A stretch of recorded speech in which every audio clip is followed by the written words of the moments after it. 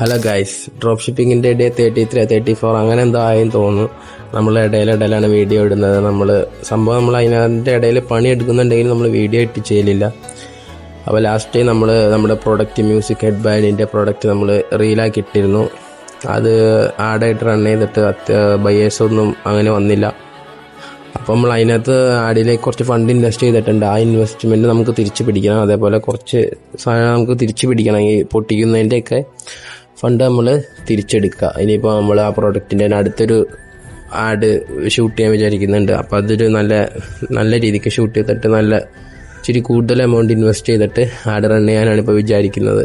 പിന്നെ നമ്മൾ ഉദ്ദേശിക്കുന്നത് എന്താ വെച്ചാൽ, നമ്മൾ ഇത്ര നാൾ ചെയ്ത പോലെ ഡ്രോപ്പ് ഷിപ്പിങ്ങിൻ്റെ ഡേ 1 ഡേ 2 അങ്ങനെ ഇടാണ്ട് ഇനി നമ്മൾ എന്താ ചെയ്യുക വെച്ചാൽ ഇങ്ങനെ തുടങ്ങും. അതായത് day 1 of making 2 lakh rupees in just 150 days അങ്ങനെ തുടങ്ങി 150 days കണ്ടിന്യൂസ് ആയിട്ട് വീഡിയോ ചെയ്ത് അങ്ങനത്തെ ഒരു സെറ്റപ്പ് നമ്മൾ പ്ലാൻ ചെയ്യുന്നുണ്ട്. പിന്നെ നമ്മുടെ ബ്രാൻഡ് പേജിലേക്ക് നമ്മുടെ ഡ്രോപ്പ് ഷിപ്പിങ്ങിൻ്റെ വീഡിയോസൊക്കെ പോസ്റ്റ് ചെയ്യും. ഈ ഹാൻഡ്സ് ബിഹൈൻഡ് ക്യാൻസ് എന്ന് പറഞ്ഞ നമ്മുടെ പേജിൽ നമ്മൾ ഇങ്ങനത്തെ നമ്മുടെ ഈ ബ്രാൻഡ് ബിൽഡ് ചെയ്യുന്നതിൻ്റെ ജേണികളാണ് നമ്മൾ അപ്ഡേറ്റ് ചെയ്യുക. Okay, I think you got it. Okay, thank you.